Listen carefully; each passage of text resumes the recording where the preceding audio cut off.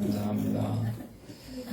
자, 오늘은 요한계시록 2장 말씀을 가지고 두아디라 교회의 사자에게 편지하라 이런 제목으로 말씀 전하겠습니다. 한번 따라합시다. 두아디라 교회의 사자에게 편지하라. 두아디라 교회의 사자에게 편지하라. 자, 소아시아의 7교회 중에서 이번이 네 번째입니다. 여기 보면 우리가 처음에 어디 봤습니까? 에베소 교회를 봤고 서머나 교회를 봤고 보가모 교회를 봤어요. 에베소 교회는 수고와 인내로 악한 자들을 용납하지 않은 것으로 칭찬받았지만 첫사랑을 잃어버렸다 이렇게 책망을 받았어요.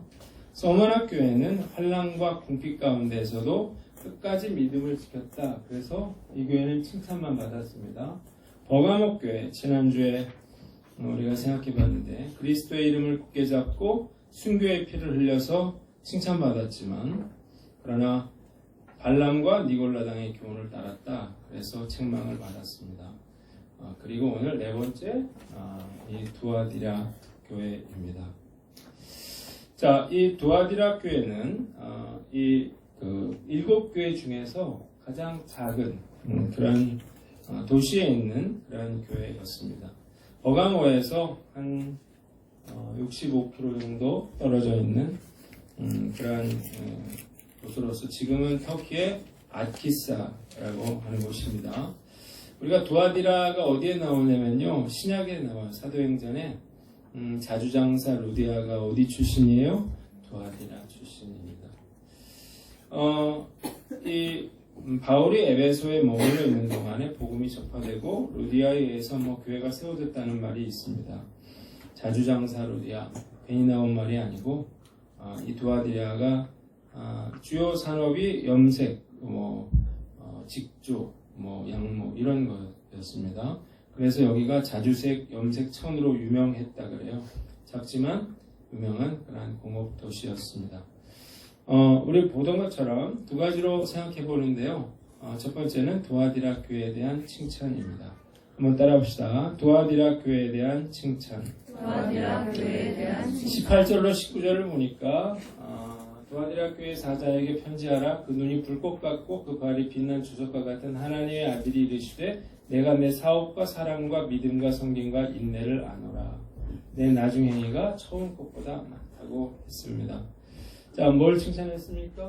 사업과 사랑, 그리고 믿음과 성김과 인내를 칭찬해 주셨습니다. 자, 두아디라 교회는 사랑의 사업을 많이 했던 것 같아요. 예를 들어서 구제 사업을 한다든지, 아니면 병자들을 돌본다든지, 죄수들을 위문한다든지, 이런 학교를 돕는다든지 이런 일들을 아주 열심히 했던 교회였습니다. 그래서 이 교회를 예수님이 칭찬했어요. 당연히 이런 일들을 열심히 하기 위해서는 믿음과 인내가 따라야 되겠죠. 봉사를 해야 되니까. 그래서 두아디라 교회 성도들은 이 많은 사역들을 믿음과 인내로 감당했다는 것입니다. 교회가 섬김과 봉사를 실천하는 것은 너무 당연한 일이에요. 왜냐하면 우리가 그 섬기는 자로 부름 받았기 때문입니다. 그래서 우리 크리스찬이라고 하는 말은 작은 예수 그런 뜻이거든요. 예수님이 섬기는 자로 오셨기에 우리도 섬김을 실천하는 것은 당연한 일입니다. 우리가 그래서 내가 봉사를 해도 되고 안 해도 되는 게 아니고 내가 예수님을 믿는 사람이라면 반드시 봉사와 섬김을 실천해야만 하는 것입니다. 많은 성도들이 대형교회를 비판하면서도 대형교회로 가는 이유 중에 하나가 바로 이거죠. 부담 없이 신앙생활을 할 수 있다는 것입니다. 그래서 등록하지 않고 그리고 등록해도 예배만 참석하는 성도들이 얼마나 많은지 몰라요. 저는 그 모교에 그 구름대같이 몰려오는 사람들을 보면서 제가 뭐라고 생각했냐면 쓸모없는 다수다 그렇게 생각을 했어요. 그 많은 사람들 중에 전도 한 명 할 줄 모르고 봉사 하나 할 줄 모르는 수백 수천 명의 사람들인 거죠. 사실 하나님도 그들을 통해서 일하실 수가 없고요. 교회에서도 뭔가를 할 수가 없어요. 그리고 본인들에게도 별 유익이 되지 않는 것입니다. 우리가 알아야 될 건 예수 믿는 사람이라면 당연히 섬기는 것입니다. 봉사와 섬김의 삶을 살아야 하는 것. 예수님이 그러라 했잖아요. 제자들의 발을 씻겨주시면서 나는 섬기는 자로 왔다고 하시면서 너희도 섬기는 자가 되라고 그렇게 말씀하셨다는 거예요.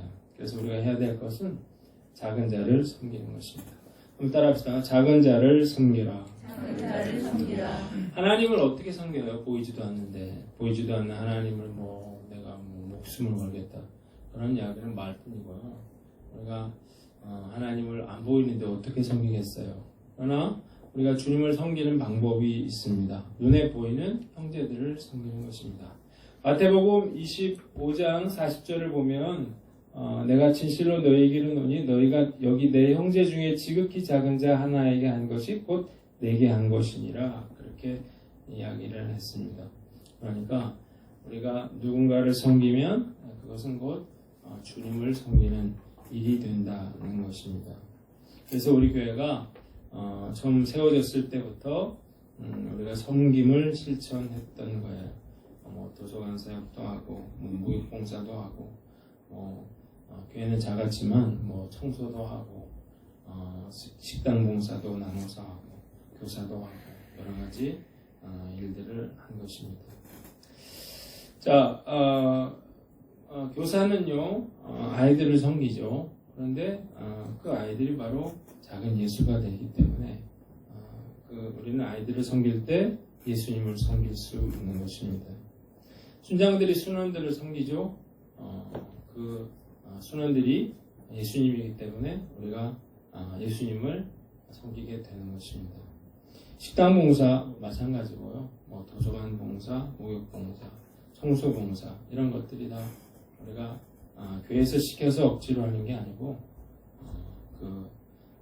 우리가 이런 일들을 통해서 주님을 섬길 수 있는 것입니다. 자, 우리가 이 사실을 알고요. 내가 아무것도 하지 않는다면 어떻게 주님을 섬길 수 있겠습니까? 오늘 다시 한번 말씀 앞에서 우리가 새롭게 작은 일이라도 우리가 봉사를 실천하고 섬김에 동참하시는 그래서 예수님을 온전히 섬길 수 있는 저와 여러분들 되시기를 주님의 이름으로 축원합니다.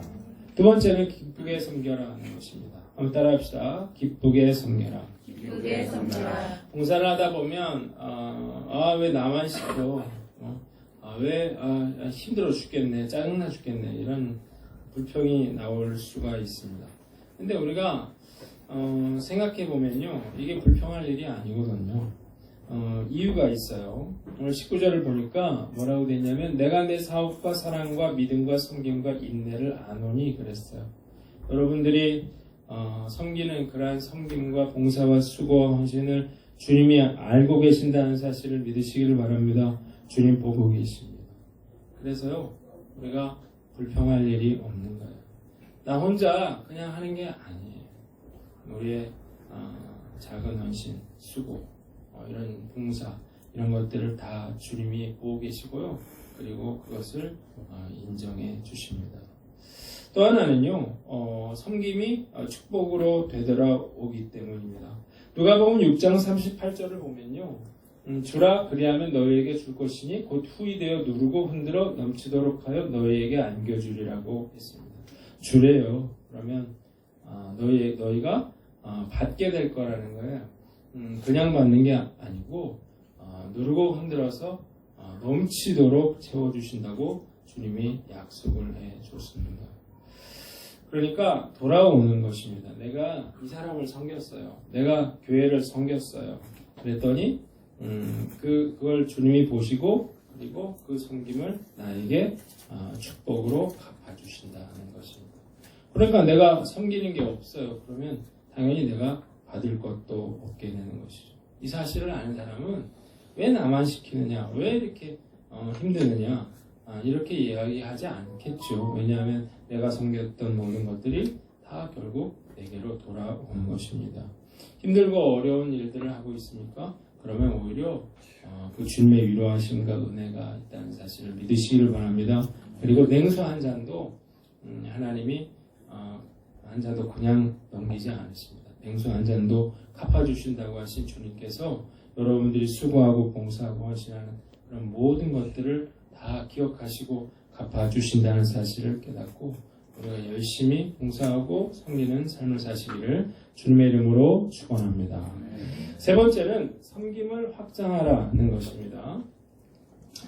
한번 따라해 볼까요? 섬김을 확장하라. 자, 두아디라 교회 성도들에게 주님이 이렇게 이야기를 하셨어요. 그 위에 보면 내 나중 행위가 처음 것보다 많도다 그랬습니다. 그러니까 이 두아디라 교회가 처음 봉사와 섬김을 시작을 했는데 그것이 지금 훨씬 많아졌다는 이야기를 하고 계십니다. 저는 우리 교회가 좀 규모가 커졌으면 좋겠다라고 생각하는데 그 이유는 딱 한 가지예요. 우리가 규모가 좀 커지고 성도들이 좀 많아진다면 우리가 좀 더 많은 사역들을 할 수 있다고 생각하기 때문이에요. 우리가 예를 들면 전도 포스트도 조금 더 많이 이렇게 할 수 있으면 좋을 것 같아요. 처음으로 우리가 대하마트 4단지 하면서 대하마트를 같이 하게 됐고 지금은 또 교회학교 학교 앞전도에 나가서 1, 2학년 또 그 고학년들을 2번 나가게 됐는데 좀 더 사람이 있고 하면 또 다른 여러 가지 일들도 하면 좋겠다는 생각이 듭니다. 그러니까 예를 들면 우리가 지금 뜨개 모임 하잖아요. 뜨개 모임 통해서 우리가 많은 일들을 해왔는데 우리 교회에 참 하나님이 특별히 손재주 있는 분들을 많이 보내주셨어요. 우리 천민옥 자매님 같은 경우는 향수인가요? 이런 거를 너무 잘하시는데 그런 것도 또 이 뜨개 모임처럼 그렇게 사람만 붙을 수 있다면 매주 할 수만 있다면 그런 사역도 우리가 또 할 수 있을 것 같고 또 우리 한시경 집사님은 오카리나 같은 걸 하신다는데 또 그런 거 가르쳐 주는 그런 사역도 하면 참 좋겠다 그런 생각을 하고 있습니다. 얼마 전에 소망의 교회 목사님 만났는데요. 그 교회에서 주위 어르신들을 대접하기 위해서 삼계탕 140마리를 대접을 했다 그래요. 내가 정말 훌륭하다고 그랬어요. 참 대단하다고 했어요. 우리 교회 성도들은 이미 여러 사역들을 감당하고 있기 때문에 당장 이런 일들을 하기는 쉽지는 않겠지만 교회가 조금 더 커져서 이 사역을 분담할 수 있다 그러면 우리도 꼭 한번 해보면 좋겠다 그런 생각을 합니다. 그리고 저는 한번 제가 고민하고 있는 것 중에 하나는 일자리를 제공할 수 있는 그런 사업을 하나 해보면 어떨까 그런 생각이 있는데 일자리를 제공하려고 하는 거죠. 요즘 같은 시대에 알바라도 할 수 있는 기회를 제공하면 좋겠다 이런 생각을 하는 것입니다. 주님께서 우리 교회를 보시고 교회는 작지만 두아디라 교회처럼 내 행위가 처음보다 많다 이렇게 칭찬해 주실 것 같아요. 우리가 좀 더 최선을 다해서 이런 여러 가지 사랑의 사역들을 개발하고 그래서 앞으로 더 주님께 칭찬받는 귀하고 복된 교회로 만들어가는 저와 여러분들 되시기를 주님의 이름으로 축원합니다. 두 번째는 두아디라 교회에 대한 책망입니다. 한번 따라합시다. 두아디라 교회에 대한 책망. 20절을 보니까 이런 얘기가 나와요. 그러나 내게 책망할 일이 있노라. 자칭 선지자라는 여자 이세벨을 내가 용납함이니 그가 내 종들을 가르쳐 꿰어 행음하게 하고 우상의 제물을 먹게 하는도다 했습니다. 도시는 작았는데요. 책망의 이야기가 많습니다. 어떤 문제가 있었냐면 여기 자칭 선지자라고 하는 이세벨을 용납했대요. 그리고 이 여자 때문에 행음하게 되고 우상의 제물을 먹게 됐다. 그렇게 예수님 말씀하셨습니다. 이세벨이 누구냐? 그 자칭 선지자라고 주장하는 여인인데요. 이 여인이 어떻게 두아디라 교회에 들어왔는지는 알 수 없지만 어쨌든 이 여인을 들였고 이 여인이 이 교인들로 하여금 행음하게 하고 우상의 제물을 먹게 만들었다는 것입니다. 우리가 이 사건을 이해하려면 이 두아디라라고 하는 도시의 상황을 먼저 이해해야 되는데, 아까 제가 두아디라가 어떤 곳이라 그랬습니까? 뭐 염색이라든지 직조라든지 뭐 피역이라든지 이런 공장들이 많은 도시라 그랬는데, 이런 공장에는 조합들이 다 있었습니다. 그래서 일을 하려면 다 조합에 가입을 해야만 했습니다. 그래서 대부분의 교인들 역시 조합원들이었는데, 이 조합은 당시 이 도시 시민들의 사회생활과 직장생활의 중심이 되었습니다. 문제는 뭐냐면 이런 조합들이 자주 우상을 숭배하는 그런 제의식을 열었다는 것입니다. 그러니까 연회를 막 벌리고요. 그리고 거기서 먹고 마시고 춤추고 그리고 행음하고 그러면서 우상의 제물을 먹게 되고, 그래서 이 일로 인해서 두아디라 교회를 강력하게 주님이 책망하고 있는 것입니다. 두아디라는 그런 곳이었어요. 그런데 두아디라 교회는 이런 우상 숭배와 음행으로부터 구별된 그런 곳이었는데, 이 거짓 선지자 이세벨로 인해서 이 교회의 영적인 담이 무너져 내리면서 이 교회가 우상 숭배와 음행에 빠져들고 말았다는 것입니다. 그러면서 두아디라 교회가 성도들이 이성에게 성적으로 이끌리고 간음을 저지르고 부도덕한 그러한 일들을 저지르기 시작했습니다. 문제는 이런 음행의 문제가 만연해지면서 교회가 이런 문제를 치료할 능력을 잃어버렸고, 뿐만 아니라 회개할 기회도 놓쳤다는 것입니다. 21절을 보니까 또 내가 그에게 회개할 기회를 주었으되 자기의 음행을 회개하고자 하지 아니하는도다. 기회를 줬는데 이들은 회개하지 않았습니다. 그래서 예수님 뭐라고 했어요? 22절을 보니까 볼지어다 내가 그를 침상에 던진대요. 그리고 그와 더불어 간음하는 자들 그 행위를 회개하지 아니하면 큰 환난 가운데 던지고 내가 사망으로 그의 자녀를 죽이리니 모든 교회가 나는 사람의 뜻과 마음을 살피는 자인 줄 알지라. 내가 너희 각 사람의 행위대로 갚아주겠다고 그렇게 책망하고 있는 것입니다. 얼마나 무서운 말씀인가요? 그러나 두아디라 교회는 이세벨의 교훈을 받지 아니하고 순결하게 자신을 지킨 성도들이 있었어요. 그들에게 주님은 이렇게 이야기합니다. 두아디라에 남아있어 이 교훈을 받지 아니하고 소위 사탄의 깊은 것을 알지 못하는 너희에게 말하노니 다른 짐으로 너희에게 지울 것은 없다고 했어요. 주님의 심판을 면하게 될 것이고, 25절로 26절을 보면 다만 너희에게 있는 것을 내가 올 때까지 굳게 잡으라. 이기는 자와 끝까지 내 일을 지키는 그에게 만국을 다스리는 권세를 주리니 그가 철장을 가지고 그들을 다스려 질그릇 깨뜨리는 것 같이 하리라. 나도 내 아버지께 받은 것이 그러하니라. 내가 또 그에게 새벽벌을 주리라고 했어요. 자, 이기는 자에게는 만국을 다스리는 권세를 주셔서 철장을 가지고 질그릇을 깨뜨리는 것 같이 하시겠다. 그렇게 말씀하고 있는 것입니다. 저는 이 말씀을 묵상하면서 두아디라의 음행에 관한 문제가 대한민국의 현재 상황과 너무나 유사하다는 생각을 하게 됐어요. 참으로 무섭고 두려운 일이 아닐 수 없어요. 왜냐하면 결국 이대로 가다가는 무서운 주님의 심판을 받게 되기 때문입니다. 대한민국을 말할 때 불륜공화국이라고 말을 합니다. 예전에는 뭐 드라마에서나 일어나던 일들이 요즘은 일상에서 일어나고 있다는 거예요. 예인 없으면 바보라는 말이 있는데요. 정말 이런 얘기를 들었어요. 실제로 이런 얘기를 하고 다니는 사람들이 많고, 이런 이야기들을 성적으로 문란한 사람들만 하는 게 아니고요. 평범한 사람들, 또 주변에 있는 그런 주부들, 그런 남편들이 배우자 몰래 바람을 피우고 있다는 것입니다. 처음에는 뭐 가볍게 시작하죠. 배우자 몰래 문자를 주고받고 전화하고 연애 감정을 느끼다가 어느 순간에 육체적 관계를 맺게 되고 가정 파괴로 이어지는 것입니다. 얼마나 많은 사람들이 아이들이 있음에도 불구하고 몰래 이런 행동을 하고 있는지 그 숫자가 파악되지 못할 만큼 많다고 그래요.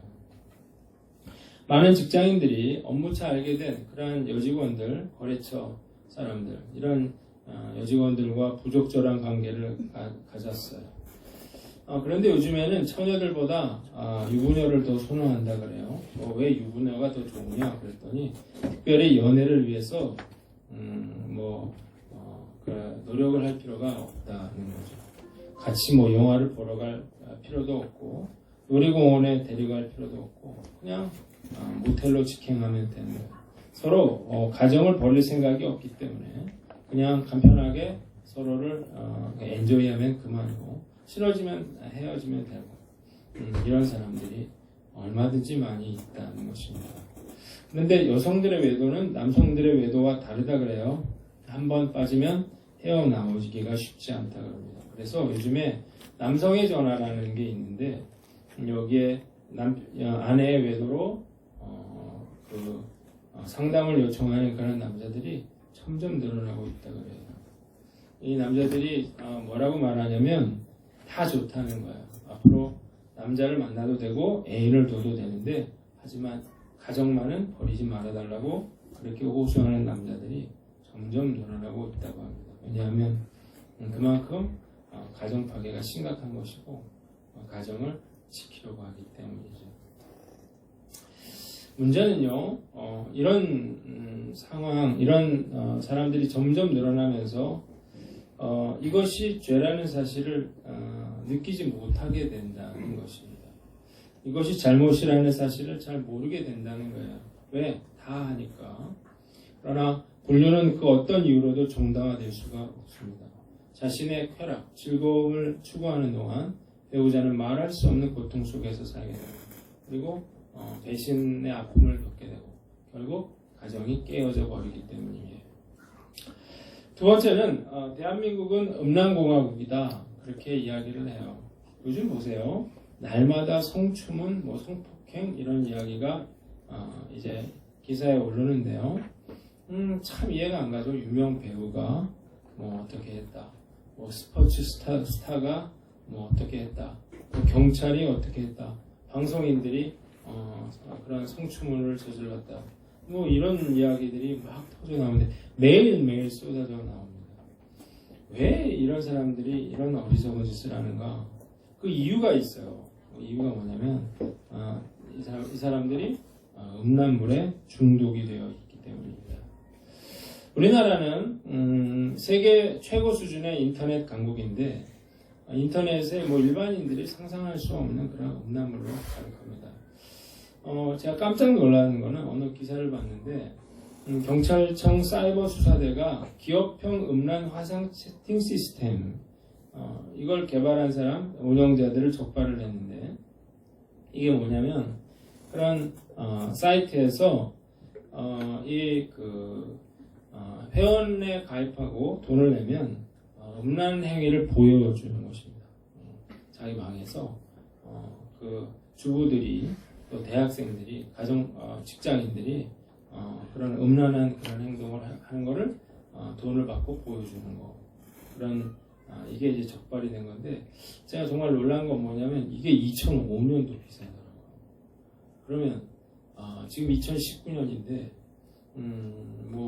어느 정도까지 이 음란물의 폐해가 심각한지를 상상이 가지를 않더라고요. 그래서 그걸로 3천만 원을 벌었네 그런 그 기사들이 나왔는데 참 막장 분위기인 것 같아요. 근데 이제 음란물의 가장 큰 위험성은 뭐냐면 중독성이 있다는 것입니다. 이게 재미로 시작하는데 중독되면 절대로 빠져나올 수가 없습니다. 우리가 음란물 중독은 청소년들이나 이게 걸리는 거라고 생각하는데요. 절대 그렇지 않습니다. 유부남도 중독되면 빠져나올 수가 없고요. 노인도 중독되면 빠져나올 수가 없는 거예요. 그러니까 왜 그런 유명한 사람들이 왜 이런 얼토당토 않은 그런 일들을 하는가? 음란물에 빠져 살다가 술을 먹으면 이성이 마비되고 그래서 자기도 모르게 이런 어리석은 짓을 저지르게 되는 것입니다. 문제는 뭐냐면 이런 성적인 범죄는 그 사람의 인생을 파멸시켜 버릴 만큼 그런 엄청난 힘이 있다는 거예요. 저는 특별히 우리 아이들이 참 걱정이 됩니다. 우리 청소년들, 이 아이들이 예를 들어서 그 친구들을 성폭행했다, 성추행했다 그렇게 됐을 때 과연 그 아이들의 인생은 어떻게 되는가? 너무나 마음이 아프다. 참 한순간에 그런 잘못된 행동으로 인생을 망쳐버린 사람들이 얼마나 많은지 모르겠어요. 문제는 뭐냐면 이런 불륜과 음란이 한국교회에 여과 없이 흘러 들어오고 있다는 것입니다. 혼전 순결은 이미 오래된 이야기가 됐고요. 한국교회 내 성도들 그런 가정의 불륜이 점점 늘어나고 있습니다. 또 이를 치리해야 할 목회자들 역시 각종 성추문에 휩싸여 있다고 하는 거예요. 그래가지고 요즘 기독교인들과 불신자들이 다 서로 비슷해져 가는 것입니다. 세상이 그렇다 보니까 둔감해져 버리는 거예요. 웬만한 성추문의 소식을 들어도 놀라지도 않는 것입니다. 문제는 뭐냐면 이런 음행을 내버려두면 결국 가정이 무너진다는 거예요. 그리고 가정이 무너지면 교회가 무너진다는 것입니다. 두아티라 교회를 향한 주님의 책망은 이 시대를 향한 한국 교회를 향한 주님의 책망이라고 생각하는 거예요. 우리는 지금 치명적인 영적인 위기를 만나고 있습니다. 자, 어떻게 해야 할까요? 첫째로 마음을 지켜라 하는 것입니다. 한번 따라합시다. 마음을 지켜라. 성적인 유혹으로부터 나를 지키기 위해서는 먼저 마음을 지키셔야 됩니다. 왜냐하면 마음이 중요하기 때문이에요. 마태복음 5장 27절로 28절을 보면 간음하지 말라 하였다는 것을 너희가 들었으나 나는 너희에게 이르노니 음욕을 품고 여자를 보는 자마다 마음에 이미 간음하였다 그랬어요. 여러분 왜 보기만 했는데 간음이 되는 건가요? 마음으로 음욕을 품으면 결국 언젠가는 행동으로 나타나게 되기 때문입니다. 자, 여러분이 대수롭지 않게 음란물을 보고 있다면 이 시간 끊기로 결단하시기를 주님의 이름으로 축원합니다. 왜 그러냐면 눈으로 본 것을 생각하게 되기 때문에 음란물을 보면 기도가 막힙니다. 왜냐하면 자꾸 음란한 생각을 하게 되기 때문이에요. 여러분 밤이면 문단속을 합니다.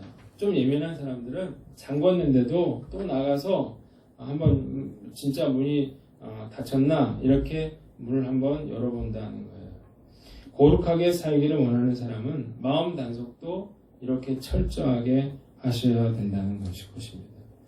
제가 무료로 드라마나 예능을 보여주는 그런 다시 보기를 제공하는 사이트를 좀 본 적이 있었는데 제가 그걸 안 보기로 했어요. 그 이유는 자꾸 그런 음란한 광고들이 뜨더라고요. 요즘은 기사들도 조심해야 됩니다. 이런 나라는 우리나라밖에 없다는데 일반 기사를 클릭해도 그런 웹툰이라든지 음란한 광고들이 뜨기 때문인데요. 우리가 이 성적인 유혹에 무너지지 않는 방법은 마음을 지키는 방법밖에 없습니다. 철저하게 마음을 지켜 이세벨의 유혹을 이기는 저와 여러분들 되시기를 주님의 이름으로 축원합니다. 두 번째는 유혹을 피하라 하는 거예요. 한번 따라합시다. 유혹을 피하라. 유혹을 피하라. 성경은 성적인 욕구를 불에 비유하고 있습니다. 사람이 불을 품에 품고서야 어찌 그의 옷이 타지 아니하겠으며 사람이 숯불을 밟고서야 어찌 그의 발이 되지 아니하겠느냐. 남의 아내와 통관하는 자도 이와 같을 것이라. 그를 만지는 자마다 벌을 면하지 못하리라고 했어요. 불을 품으면 옷이 타겠죠. 숯불을 밟으면 발이 되겠죠. 그러나 사람들은 불륜을 저지르면서도 아무 일도 일어나지 않을 거라고 생각하는 것입니다. 자, 성적인 유혹을 피하기 위해서는 어떻게 해야 돼요? 우리가 그런 유혹 자체를 피해야 한다는 것입니다. 성적 유혹을 받을 만한 상황을 만들고 그 성적인 유혹을 받을 만한 상황이라고 하는 사실을 알고도 그것을 떠나지 않으면 결국 유혹에 빠지고 만다는 것입니다. 요셉이 어떻게 보디발의 아내의 유혹을 물리쳤습니까? 딱 방법은 한 가지예요. 옷을 벗어 던지고 도망쳤어요. 그래서 그가 살아난 것입니다. 만약 거기서 미적거렸으면요, 음행을 하게 되고 그리고 결국 보디발의 손에 죽었을 것입니다. 자, 성적인 유혹을 이기는 가장 좋은 방법은 피하는 것입니다. 쓸데없이 이성과 접촉하지 마시기를 바랍니다.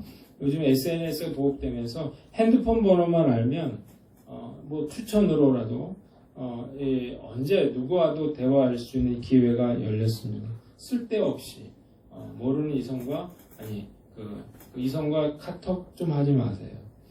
자꾸 대화하다 보면 선을 넘을 수도 있다는 것입니다.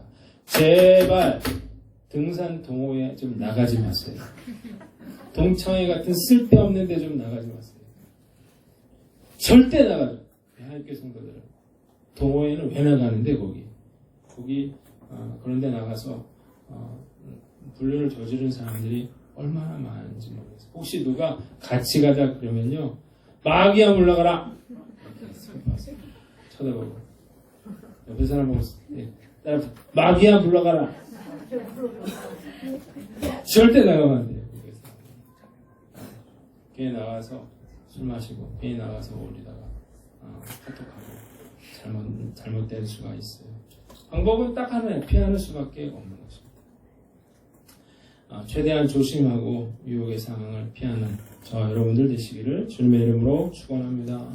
세 번째는 성령의 도우심을 구하라는 것입니다. 한번 따라합시다. 성령의 도우심을 구하라. 자, 여러분, 우리 안에는 악한 것들 뿐이에요. 그래서 우리 힘으로는 이런 죄악을 이길 수가 없습니다. 근데 다행인 건 뭐냐면 하나님이 우리 안에 뭘 주셨어요? 성령님을 주셨어요. 그래서 우리 안에 누가 계십니까? 성령님 계시기 때문에 우리가 매 순간 성령님의 도움을 구해야만 합니다. 이런 이야기가 생각이 나더라고요. 지하철에 한 남자가 앉았어요. 좌우에 여자들이 앉았는데, 근데 이 여자들이 졸기 시작했습니다. 못생긴 여자가 남자에게 모래를 기댔어요. 그러자 이 남자가 이렇게 기도했습니다. 사탄아 물러가라. 그런데 예쁜 여자가 남자에게 모래를 기댔어요. 그러자 이 남자가 이렇게 기도했습니다. 주님 뜻대로 하옵소서. 예쁜 여자든 못생긴 여자든 누가 머리를 기대면 일단 팍! 머리를 밀어버리고, 그리고 왜 이러세요? 이렇게 말을 해요. 한번 따라합시다. 왜 이러세요? 따라하세요. 지금 장난이 아니에요. 여러분, 왜 그러냐면요, 주님 뭐라 그러냐면 눈을 뽑으려고 작정한 사람처럼 하라 그랬어요. 손을 잘라버리려고 작정한 사람처럼 그렇게 그 성령의 은혜를 구하라 그랬어요. 우리가 언제 어떻게 무너질지 몰라요. 여러분, 다른 거는 다 용서받을 수가 있습니다. 다시 기회를 줘요. 근데 성적인 그 범죄를 저지르면 끝이에요. 용서받을 수가 없습니다. 그래서 여러분들에게 이렇게까지 말씀드리는 거예요. 오늘 성령의 도우심 없이는 우리는 우리의 그런 유혹을 이길 수 없다는 사실을 알고 철저히 주님을 의지하는 저 여러분들 되시기를 주님의 이름으로 축원합니다. 네 번째는 경건을 연습하라는 것입니다. 한번 따라합시다. 경건을 연습하라. 우리가 죄밖에 없어요. 우리는 죄성을 타고났기 때문에 우리는 이를 악물고 경건의 훈련을 연습해야만 합니다. 여러분들이 이게 안 되잖아요. 그러면 결국 우리 육신이 더러운 것, 음란한 걸 좋아하기 때문에 나도 모르게 더러운 생각, 음란한 생각들이 내 마음 가운데 자리를 잡게 됩니다. 그리고요, 이게 한번 자리를 잡으면요, 우리를 질질질질 끌고 가는 거예요. 그래서 우리가 해야 될 일은 뭐냐면 하루를 시작할 때 우리의 영혼을, 우리의 마음을 말씀과 기도로 채우는 것입니다. 우리 교회 작정기도 바람이 불었습니다. 그래가지고 열심히 사람들이 깜짝 놀랄 만큼 많은 사람이 나왔는데 다시 작정을 좀 하셔야 될 것 같아요. 작정했는데 안 나오시는 분들 내일부터 다시 열심히 나오시길 바랍니다. 내가 이렇게까지 얘기했는데 작정을 안 하신 분들은 오늘 작정하세요. 일주일만이라도 작정해서 다시 기도하세요. 경건이 연습이 안 되면요, 결국 여러분들의 마음에 음란한 것, 더러운 것, 세상적인 걸로 다 가득 채워지게 되어 있어요. 그리고 그것에 질질질질 끌려가게 돼요.